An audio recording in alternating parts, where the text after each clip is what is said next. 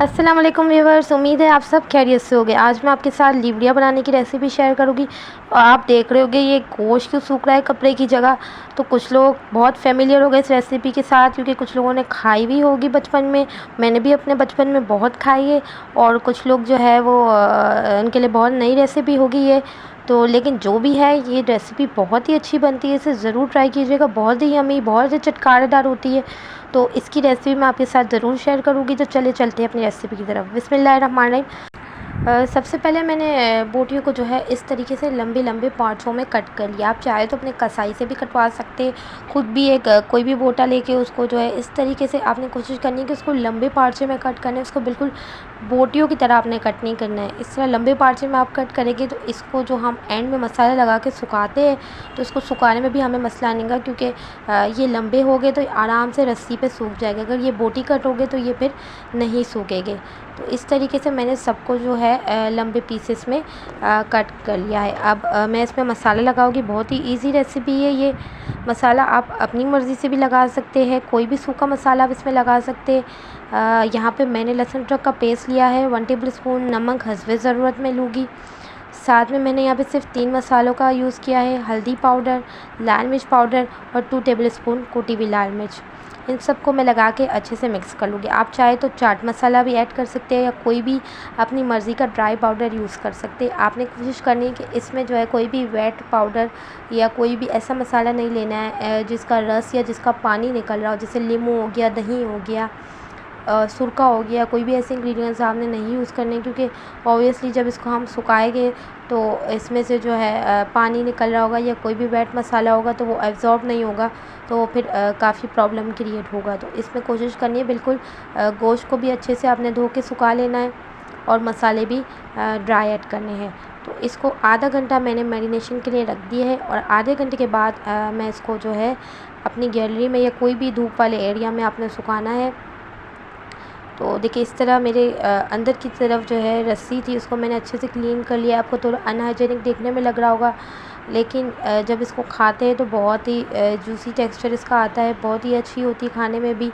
तो क्लीन करने में, अगर आप क्लीन करके अपनी रस्सी में सुखाएंगे तो आपको खाने में भी मज़ा आएगा, और आपको फिर अनहाइजीनिक फ़ील भी नहीं होगा। तो मैंने इस तरीके से सुखाया है कि मेरे बाहर की तरफ जो है पर्दे लगे हुए, तो अंदर की तरफ मेरी रस्सी थी, और यहाँ पे ऊपर से धूप भी काफ़ी आ रही थी, तो मैंने पर्दे क्लोज़ कर दिए, क्योंकि मुझे डर था कि चील कौवे जो है वो आके गोश्त वगैरह ना खा ले।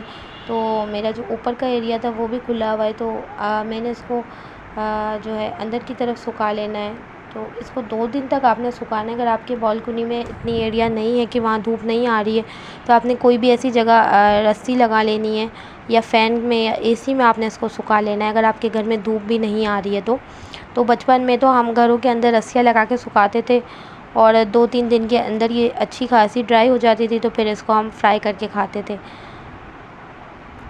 तो बचपन की याद यहाँ मैंने ताज़ा की है, और काफ़ी सालों के बाद मैंने भी ये बनाई है। ये देखिए सारी मैंने इस तरीके से सुखा ली है। मैंने इसीलिए लंबे पार्चे बनाए थे, कट करे थे, ताकि ये आराम से सूख जाए। जितनी ज़्यादा इसमें धूप लगेगी, इतना ज़्यादा इसको फ्राई करने में फिर ये अच्छी लगेगी, और इतनी ज़्यादा कड़क भी बनेगी। तो 2 से 3 दिन मैंने इसको सुखाना है, और 2 से 3 दिन के बाद मैं आपको दिखाऊँगी। तो ये थोड़ी सी धूप की वजह से जो है पिक्चर अच्छी नहीं आ रही वीडियोस। तो ये देखिए काफ़ी ज़्यादा ये ड्राई हो चुकी है, और इसको हम निकाल लेंगे, और निकाल के मैं आपको दिखाती हूँ कि ये किस तरीके से ड्राई हुई है।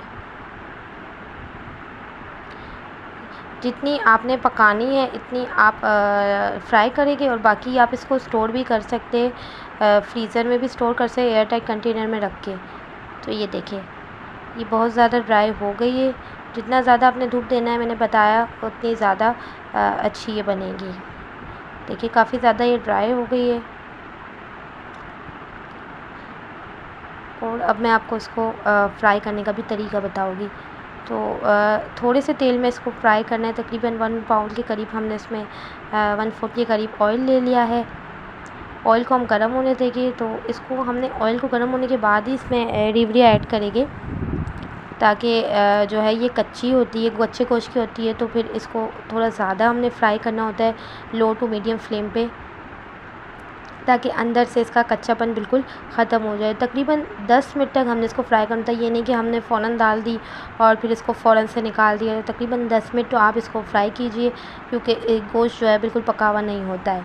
और इसको कट भी बिल्कुल थिन पीसेस में करना है, ताकि गोश्त जो है आराम से जल्दी गल जाए। इसको हल्के तेल में फ्राई कर लेंगे और तकरीबन ब्राउन होने तक हम इसको फ्राई करेंगे। तकरीबन लो टू मीडियम फ्लेम पे 10 मिनट इसको पकाना है। बारी बारी इसको टर्न भी कर लेंगे। एक साइड हमारी पक जाएगी, दूसरी साइड पे इसको टर्न करेंगे।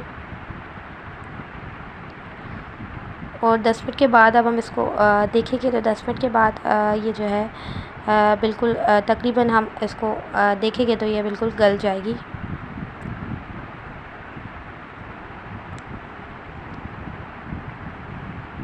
दस मिनट हो चुकी है, देखिए काफ़ी ज़्यादा ब्राउन हो गई है, कड़क कड़क बन गई है।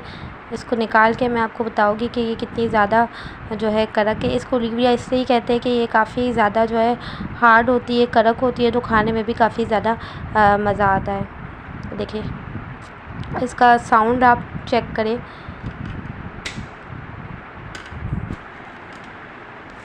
तो ये काफ़ी ज़्यादा कड़क हो गई है। तो अगर ये इतनी कड़क हो जाए तो फिर आप इसको समझ जाए कि आपकी जो है अच्छे से धूप लग गई है और लीवड़िया जो है अच्छे से जो है सूख गई है। इसको टेस्ट करके मैं बताऊँगी तो यम्मी, काफ़ी ज़्यादा मज़ेदार बनी है।